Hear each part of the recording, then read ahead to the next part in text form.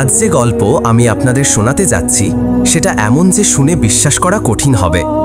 এটা একটা এমন বাড়ির কাহিনী যেখানে রীতিনীতিও ছিল অদ্ভুত, আর এক নারীর সঙ্গে তারই দেবররা এমন জঘন্য ব্যবহার করেছিল যে মানবতাও লজ্জায় মুখ লুকিয়ে পড়ত। আমার নাম কামরান। আমি করাচি, পাকিস্তানের একজন সাধারণ মানুষ। আমার জীবিকার উপায় আমার রিক্সা। প্রতিদিনের মতো সেদিন সকালেও আমি যাত্রীদের জন্য অপেক্ষা করছিলাম। এক দম্পতি এসে স্টেশন পর্যন্ত যেতে বলল। যাত্রী ভালো ছিল, ভাড়াও ছিল যথেষ্ট, তাই আমি তৎক্ষণাৎ রাজি হয়ে গেলাম। তাদের স্টেশনে নামিয়ে ফিরছিলাম, এমন সময় সামনে থেকে একটি মেয়ে আসতে দেখলাম। মনে হলো হয়তো কোথাও যেতে চায়, তাই আমি রিক্সা থামিয়ে দিলাম। বয়স হবে 25-26 বছর। শরীরে শাড়ি ছিল, হাঁটায় অদ্ভুত টলমল ভাব। চুপচাপ এসে রিক্সায় বসলো আর চলার ইশারা করলো। আমি ভাবলাম হয়তো মেন রোড পর্যন্ত যাবে, তাই রিক্সা চালিয়ে দিলাম। পথে আয়নায় তাকে দেখতে থাকলাম। কপালে টিকা ছিল, যা থেকে বোঝা যাচ্ছিল সে হিন্দু ধর্মের অনুসারী। কিছুক্ষণ পর আমরা স্টেশনের রাস্তা থেকে সরে গিয়েছিলাম। আমি পিছনে ফিরে জিজ্ঞেস করলাম, মহাশয়া আপনি কোথায় যাবেন? কিন্তু উত্তরে নীরবতা। সে একটা পুটলি বুকে জড়িয়ে বসেছিল, যেটা বোধহয় তার একমাত্র সম্বল ছিল। আমি আবার প্রশ্ন করলাম, তখন সে বলল, সামনে নিয়ে চলুন। মনে হলো শহরে নতুন এসেছে, হয়তো রাস্তা চিনে নেবে। আমি এমনই রিক্সা চালাতে থাকলাম, এমনকি মেন রোডও পিছনে ফেলে এলাম। তারপর আবার জিজ্ঞেস করলাম, মহাশয়া কিছু তো বলুন, কোথায় নামবেন? এবার তার কণ্ঠস্বর এলো, যেখানে মুসলিম বস্তি আছে সেখানে নামিয়ে দিন। আমি বললাম, এখানে তো চারপাশে মুসলিমই আছে, কিন্তু কোনো ঠিকানা বা নাম তো দিন। সে চোখ নিচু করল আর দুঃখী কণ্ঠে বলল, আমার কোথাও যাওয়ার নেই, আপনার যেখানে ইচ্ছা সেখানে নামিয়ে দিন। তার কথার ধরনে আমি অবাক হয়ে গেলাম। একটু বিরক্তি নিয়ে বললাম, যদি গন্তব্য না জানেন তাহলে সফর কেন শুরু করলেন? এই কথা শুনতেই সে ফুপিয়ে কাঁদতে শুরু করলো। তার চোখের জল আমার হৃদয় গলিয়ে দিল। ফিরে তাকিয়ে দেখলাম যেন একটা ফুলের মতো তাজা, চোখে গভীরতা আর বেদনা যেন এক শতাব্দীর নীরবতা। আমি নরম কণ্ঠে বললাম, দেখুন মহাশয়া, আমার এমন বলার উদ্দেশ্য ছিল না। আপনি যেখানে বলবেন আমি ভাড়া ছাড়াই পৌঁছে দেব, শুধু শান্তভাবে বলুন। কাঁপা কণ্ঠে সে বলল, এই দুনিয়ায় আমার কেউ নেই, না কোনো ঠিকানা, না কোনো আশ্রয়। আমাকে আপনার সঙ্গে নিয়ে চলুন, চাইলে আমাকে কাজের মেয়ে বানিয়ে নিন, শুধু 2 বেলা খাবার দিন, আমি কখনো কোনো অভিযোগ করব না। তার কথাগুলো এমন ছিল যেন আমি কোনো বাদশাহ আর সে একজন তাজদার দাসী। এখন আরেকটা কথা বলে রাখি, আমি এক পায়ে খোঁড়া, কাঠের পা লাগিয়ে রিক্সা চালাই। এই কারণেই গ্রামে কেউ আমাকে বিয়ে দিতে চাইতো না। কে তার মেয়েকে একজন খোঁড়া বেকারের হাতে দেবে? কিন্তু সেই মুহূর্তে ভাবলাম হয়তো এটাই আমার কপাল। আমি তাকে বললাম, যদি তোমার কোনো আপত্তি না থাকে তাহলে আমি তোমার সঙ্গে বিয়ে করতে প্রস্তুত। চাইলে এখনই চলো, আর যদি সময় লাগে দারুল আমানে থাকো। যখন মন থেকে শান্তি পাবে তখন আমাকে জানিও। এটা শুনে তার চোখে এক অদ্ভুত ঝিলিক উঠল। খুব নিষ্পাপ কণ্ঠে বলল, আপনি খুব ভালো মানুষ সাহেব, আমার আর কি চাই? আপনি আমার সঙ্গে বিয়ে করুন, আমি এখনই প্রস্তুত। তার সরলতা আর নিষ্পাপ ভাবে আমার অজান্তেই হাসি পড়ে গেল। মনে একটা চিন্তা এলো, যদি এই মেয়ে কয়েক মুহূর্তে আমার জীবনে এত আলো আনতে পারে তাহলে সারা জীবন সঙ্গে থাকলে কি হবে? এই ভেবে আমি আমার উকিল বন্ধু ফয়জান ভাইকে ফোন করলাম এবং পুরো ঘটনা খুলে বললাম। কিছুক্ষণ নীরব থেকে তিনি নরম কণ্ঠে বললেন, কামরান ভাই, ব্যাপারটা সূক্ষ্ম, ভেবে চিন্তে সিদ্ধান্ত নিন। তবে তিনি আবার বললেন, আপনার কথার সঙ্গে আমি একমত। মন বলছে এই মেয়ে সৎ হৃদয়ের এবং নিষ্পাপ। পরামর্শ দেওয়া তার কাজ তিনি দিলেন। তারপর বললেন, তাকে নিয়ে কচারিতে চলে আসুন। এতক্ষণ আমি তার নামও জিজ্ঞেস করিনি। ফোন রেখে তাকে দেখে নরম কণ্ঠে জিজ্ঞেস করলাম, আপনার নাম? মৃদু হেসে সে বলল, সিমরন। তার নামও তার মতোই সরল কিন্তু মোহনীয়। আমি রিক্সা ঘুরিয়ে 10 মিনিটের মধ্যে কচারিতে পৌঁছে গেলাম। উকিল বন্ধুর চেম্বারে ঢুকতেই তিনি প্রথমে মিষ্টির দাবি করলেন, যা আমি হেসে বিয়ের দাওয়াতে আগে মিষ্টি বলা এড়িয়ে গেলাম। তারপর তাকে আবার বললাম, আমি এই মেয়ের সঙ্গে বিয়ে করতে চাই। তিনি আমাদের অফিসে ডাকলেন, চা পানির ব্যবস্থা করলেন, 3-4 জন বন্ধুকে ডাকলেন এবং নিকাহ রেজিস্টার কাজীর ব্যবস্থাও করে দিলেন। ফয়জান ভাইয়ের অফিসে 4 জন লোক বসেছিল। আমার মন চাইছিল কাশ সিমরনের কাছে কোনো ওড়না বা চাদর থাকতো, যাতে সে মাথা ঢেকে নিতে পারত। কিন্তু সে শাড়ি পরেছিল আর তার লম্বা চুল কোমরে দুলছিল। আমি মনকে শান্ত করলাম এবং ধৈর্য ধরলাম। নিকাহের সময় জানা গেল সিমরন কয়েকদিন আগে ইসলাম গ্রহণ করেছে। তার এখনো নামাজ বা রোজার জ্ঞান ছিল না, কিন্তু আমি অবাক হলাম না। তার চেহারা থেকেই বোঝা যাচ্ছিল সে এক নতুন সফরে পা রেখেছে। ফয়জান ভাই সতর্কতার জন্য একটা প্রশ্ন করলেন, আপনি কি অবিবাহিত? সে উত্তর না দিয়ে চুপ করে রইল। ফয়জান ভাই তার লজ্জাকে উত্তর মেনে নিলেন এবং নিকাহনামার লেখা সম্পূর্ণ করিয়ে দিলেন। এভাবে আমরা স্বামী স্ত্রীর পবিত্র বন্ধনে আবদ্ধ হলাম। সেই মুহূর্তে আমার মনে হলো যেন আমার জীবনে এক নতুন সূর্য উঠেছে। যারা বলতো আমার খোড়ামি আর দারিদ্র্যের কারণে আমি কখনো বউ পাবো না, তারা এখন সিমরনকে আমার সঙ্গে দেখলে নিশ্চয়ই অবাক হবে। আমি ঠিক করলাম কালই রিক্সা থেকে ছুটি নেব এবং সিমরনকে আমার গ্রামে নিয়ে যাব। তাকে আমার আত্মীয়দের সঙ্গে পরিচয় করাবো এবং দুনিয়াকে দেখাবো যে আল্লাহ আমার ভাগ্যেও একজন সুন্দরী বিশ্বস্ত স্ত্রী লিখেছেন, যে চেহারায় অতুলনীয় এবং হৃদয়ে পবিত্র। নিকাহের পর যে অনুভূতি হয় তা বর্ণনার বাইরে। আমি হঠাৎ সিমরনের প্রতি ভালোবাসা অনুভব করতে শুরু করলাম। বাজার থেকে একটা শাল কিনলাম, তাকে রিকশায় বসিয়ে বাড়ি নিয়ে এলাম। বাড়ি পৌঁছে আমি নিজের হাতে চা বানিয়ে তাকে দিলাম। চা পান করতেই সে তাজা হয়ে উঠল। আমি নিজেও ক্লান্ত ছিলাম, কিন্তু খুশির তীব্রতা সব ক্লান্তি ভুলিয়ে দিল।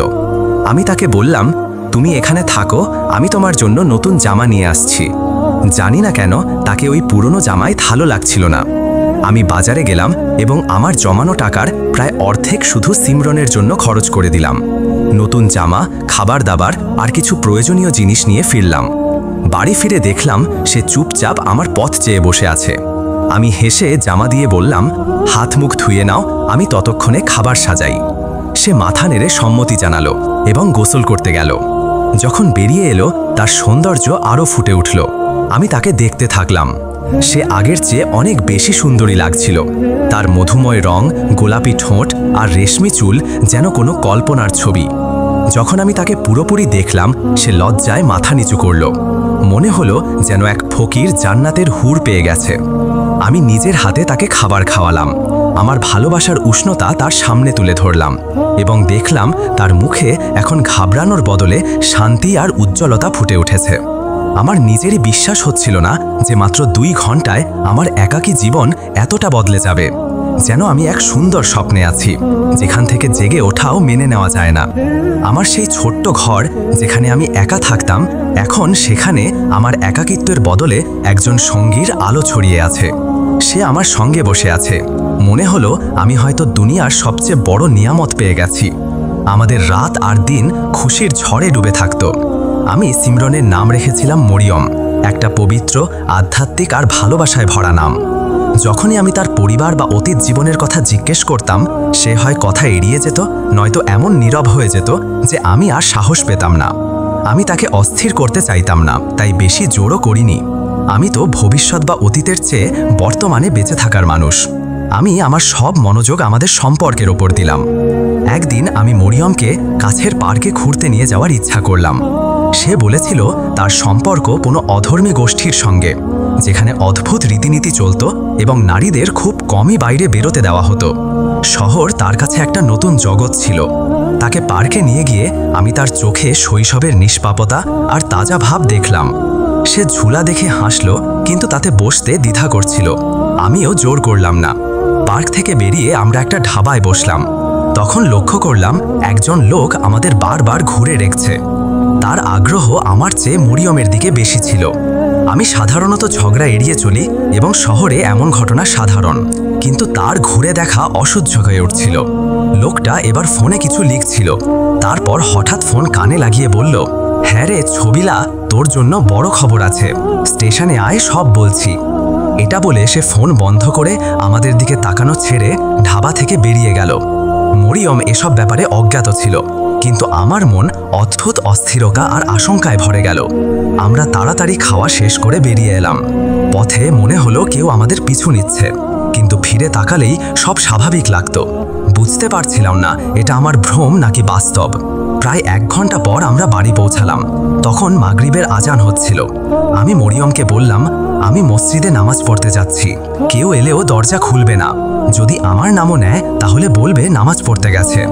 আধা ঘন্টা পর ফিরে এসে দেখলাম মরিয়ম ভয়ে কাঁপছে আর চোখে জল। আমি জিজ্ঞেস করলাম কি হয়েছে। সে কাঁদতে কাঁদতে বলল, আপনি যাওয়ার কিছুক্ষণ পর কেউ দরজায় জোরে জোরে ধাক্কা দিচ্ছিল। এমন লাগছিল যেন এখনই ভেঙে ঢুকে পড়বে। তারপর হয়তো কোনো প্রতিবেশী টোকা দিয়েছে, তাই সে চলে গেছে। আমি তাকে সান্ত্বনা দিয়ে বললাম, হয়তো কোনো বাচ্চা ছিল, ভয় দেখানোর চেষ্টা করছিল, নয়তো আমার কোনো পুরনো বন্ধু মজা করতে এসেছিল। আমার কিছু বন্ধু সত্যিই বোকামি করে। প্রতিবেশীদের কাছে জানতে গেলাম, তারা বলল আমি মসজিদে যাওয়ার পর দুজন অপরিচিত লোক এসেছিল। এলাকায় তাদের আগে কখনো দেখা যায়নি। লোকেরা তাদের সন্দেহের চোখে দেখে তাড়িয়ে দিয়েছে। এটা শুনে আমার মনে হলো আজ শোলন শুলো হলো। এরা কারা ছিল, আমাদের কাছ থেকে কি চায়? পরের দিন ছিল জুমা। সেদিন আমি সবসময় বাড়িতে থাকি, কারণ জুমার দিন আমি রিক্সা চালাই না। তাদের চেহারাও ছিল কোনো গুন্ডা দলের মতো। তাদের হুমকি দেখে আমার ধৈর্যের বাঁধ ভেঙে গেল। আমি হালুয়া পুরি একপাশে রেখে হাতা গুটিয়ে কঠিন কণ্ঠে বললাম, যদি সাহস থাকে তাহলে আমার বউকে নিয়ে যা। এটা আমার মহল্লা, সবাই আমাকে চেনে। বেশি মুখ চালালে এমন মারব পায়ে হেঁটে ফিরতে পারবি না। আমার কথা শুনে তাদের একজন আমার জামার কলার ধরে বলল, দেখা যাচ্ছে তুই আমাদের চিনিস না। আমার নাম ছবিলা, আমার নামে বড় বড় লোক কাঁপে। আমি চোখে চোখ রেখে বললাম, বন্দুক ছাড়া ছবিলা, আমার সঙ্গে পঙ্গা নিস না। যা করার করে ফেল, আমি তোকে ভয় পাই না। আমাদের ঝগড়া আর চিৎকার শুনে মহল্লার লোক জড়ো হলো। মামলা উত্তপ্ত দেখে কেউ পুলিশে খবর দিল। কিছুক্ষণ পর পুলিশ আমাদের দরজায় হাজির। পরিস্থিতি অদ্ভুত হয়ে গিয়েছিল। এই গুন্ডাদের থামানোর আর কোনো উপায় ছিল না। পুলিশ আসতেই তারা ঘাবড়ে গিয়ে পালাতে লাগলো, কিন্তু পুলিশ তাদের ধরে ফেলল। পুলিশ কঠিন কণ্ঠে জিজ্ঞেস করল, কেন একজন শরীফ মানুষকে বিরক্ত করছিলে? মহল্লার লোক আমার পক্ষ নিল। তারা উত্তরে বলল, এই লোক আমাদের গোষ্ঠীর মেয়েকে জোর করে বাড়িতে রেখেছে। এটা শুনে পুলিশ মহিলা কনস্টেবল ডাকল এবং বাড়ি তল্লাশির নির্দেশ দিল। মরিয়ম এই সব দৃশ্যে ভয়ে আর হতাশায় ডুবে গিয়েছিল। সে কাঁপছিল। কাঁপা কণ্ঠে সে বলল, আমি এই মানুষের বউ, নিজের ইচ্ছায় এসেছি। আমিও নিকাহনামা দেখালাম এবং সব প্রমাণ দিয়ে পুলিশকে নিশ্চিত করলাম। পুলিশ সেই গুন্ডাদের থানায় নিয়ে যাওয়ার নির্দেশ দিল। তারা চলে যাওয়ার পর একটু শান্তি পেলাম। তখন আমার হুঁশ ফিরল। আমি ভাবতে লাগলাম, এরা কারা ছিল? মরিয়মের সঙ্গে কি সত্যি তাদের কোনো সম্পর্ক ছিল? ঢাবার সেই দৃশ্য মনে পড়ল, যখন একজন লোক আমাদের ঘুরে দেখছিল এবং ফোনে ছবিলার কথা বলছিল। আজ এই গুন্ডাও নিজেকে সেই ছবিলা বলল। দরজা বন্ধ করে দেখলাম মরিয়ম কাঁদছে। তার চোখে জল ছিল, কিন্তু আমার হৃদয় ছিল ভালোবাসা। আমি তার চরিত্রে সন্দেহ করিনি। তাকে নাস্তা করালাম, পানি পান করালাম এবং খোলা মনে বললাম, মরিয়ম, তুমি আমার জীবন হয়ে গেছো, কিন্তু তুমি যদি আমাকে তোমার অতীত না বলো তাহলে আমি কিভাবে তোমার হেফাজত করব? আল্লাহ না করুন যদি এরা আবার ফিরে আসে, আমি ভেঙে পড়ব। আমার বারবার জিজ্ঞাসায় অবশেষে মরিয়ম মুখ খুলল। সে বলল, আমার সম্পর্ক এমন এক গোষ্ঠীর সঙ্গে যারা না কোনো ধর্ম মানে, না কোনো আইন। যে লোক নিজেকে ছবিলা বলে দরজায় এসে হুমকি দিচ্ছিল, সে আসলে আমার বিয়ে করা স্বামী ছিল। আর তার সঙ্গে যে ছোটখাটো লোকটি ছিল, সে তার দেবর। যখন আমি বিস্তারিত জিজ্ঞেস করলাম, সে মাথা নিচু করে বলল, এরা 7 ভাই, তাদের কোনো বোন নেই। এরা তাদের গোষ্ঠীতে একটা গুন্ডা দল বানিয়েছিল। নিজেদের ফোর্স বলতো এবং শক্তির জোরে সব মানিয়ে নিত। বাইরে থেকে এই এলাকা শরীফ আর রীতিনীতির পাবন্ধ মনে হতো, কিন্তু প্রতিটি বাড়ির ভেতরে কোনো না কোনো লজ্জাজনক ছায়া ছিল, যার কথা বলতে জিভ কাঁপত। এই বস্তিতে সোনা রূপা ছাড়া কোনো বিয়ে সম্পন্ন হতো না। নতুন বউকে গয়নায় ভরিয়ে দেওয়া হতো এবং বিয়ের জন্য লোকেরা সারা জীবনের পুঁজি উজাড় করত। কিন্তু বিয়ের পর কি হতো? সমাজের তাতে কোনো মাথা ব্যথা ছিল না। 6 মাস আগে আমারও বিয়ে হয়েছিল। আমাকে সোনা রূপায় ওজন করা হয়েছিল। আমার বাবা মাকে মোটা টাকা দেওয়া হয়েছিল। এভাবে আমি ছবিলার বাড়ির হয়ে গেলাম। ছবিলার ভয়ে পুরো এলাকা কাঁপত। তার 6 ভাই ছিল, আর হয়তো এই কারণেই সে নিজেকে খুব শক্তিশালী মনে করত। বিয়ের দিনই বাড়িতে কোনো নারী না দেখে আমার মনে অদ্ভুত দম বন্ধ অনুভূতি হয়েছিল। ছবিলার ভাইয়েরা মজা করে আমাকে খোঁটা দিতে শুরু করলো, যা আমার জন্য মানসিক যন্ত্রণার কারণ হয়ে দাঁড়ালো। আমি আমার এলাকার রীতিনীতি জানতাম, যেখানে বউদের দায়িত্ব ছিল দেবর আর জেঠারও সেবা করা। এমনকি অনেক সময় বলা হতো তাদের সঙ্গে রাত কাটানো জায়েজ। কিন্তু আমার হৃদয় এসব মানতে মোটেও প্রস্তুত ছিল না।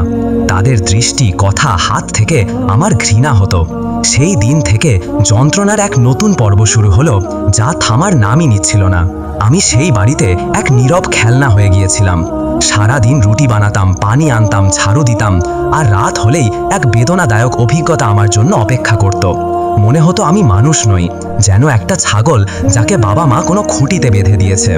সবচেয়ে বিস্ময়কর ব্যাপার ছিল, দিনের আলোয় এই লোকেরাই আমাকে ভাবিজান বলে ডাকত এবং গোষ্ঠীর সামনে শরীফ আর সম্মানীয় সেজে থাকত।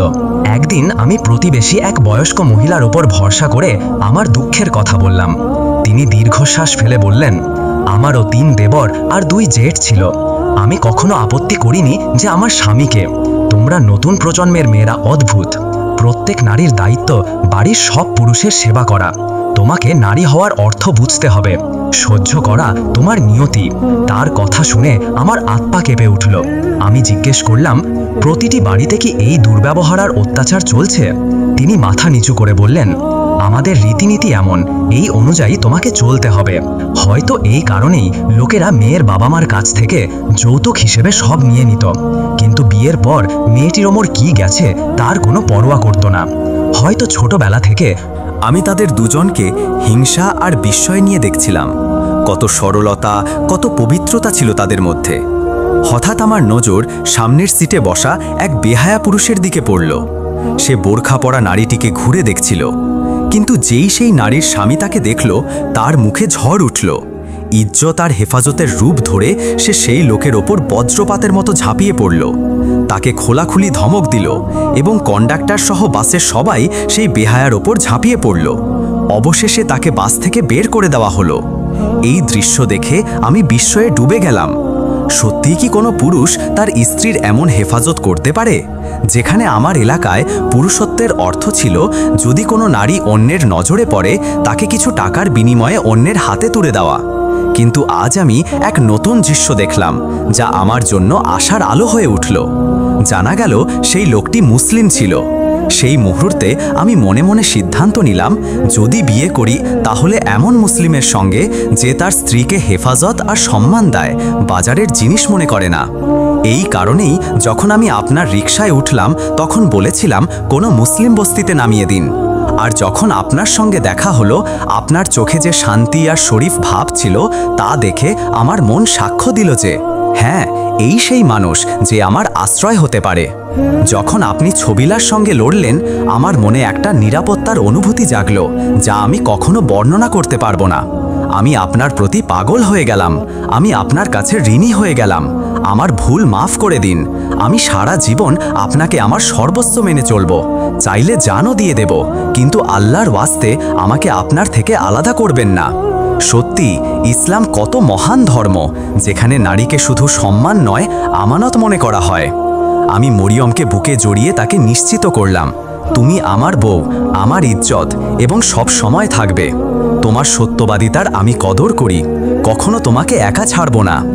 এরপর আমি তাকে কোরআন পড়তে শিখিয়েছি, কালিমা শাহাদাত মুখস্থ করিয়েছি এবং নামাজের নিয়মও শিখিয়েছি। এখন মরিয়ম নিয়মিত নামাজ পড়ে। সে তার অতীত ভুলে গেছে এবং নতুন জীবনকে আলিঙ্গন করেছে। আমরা সেই পুরনো এলাকা ছেড়ে দিয়েছি এবং নতুন জায়গায় নতুন শুরু করেছি। তার আসার পর আমার জীবনে বরকতের পর বরকত হয়েছে। আগে ছিল একটা রিক্সা, এখন 4টে। ভালো আয় হচ্ছে, ব্যবসায় উন্নতি হচ্ছে। আমার পূর্ণ বিশ্বাস এটা সব আল্লাহর দয়া, যা আমি মরিয়মের ভাগ্যে পেয়েছি। যদি আমি তাকে প্রত্যাখ্যান করতাম বা তার সঙ্গে রূঢ় ব্যবহার করতাম, তাহলে হয়তো এই সব কদরও আমার থেকে দূরে চলে যেত। আজ সে আমার সঙ্গে খুশি, শান্তিতে আছে। আমাদের 2টি সুন্দর সন্তান আছে, 4টে রিক্সা আছে এবং একটা পবিত্র ভালোবাসায় ভরা জীবন। দোয়া করি আল্লাহ আমাদের জুটিকে সুস্থ রাখুন। আমিন।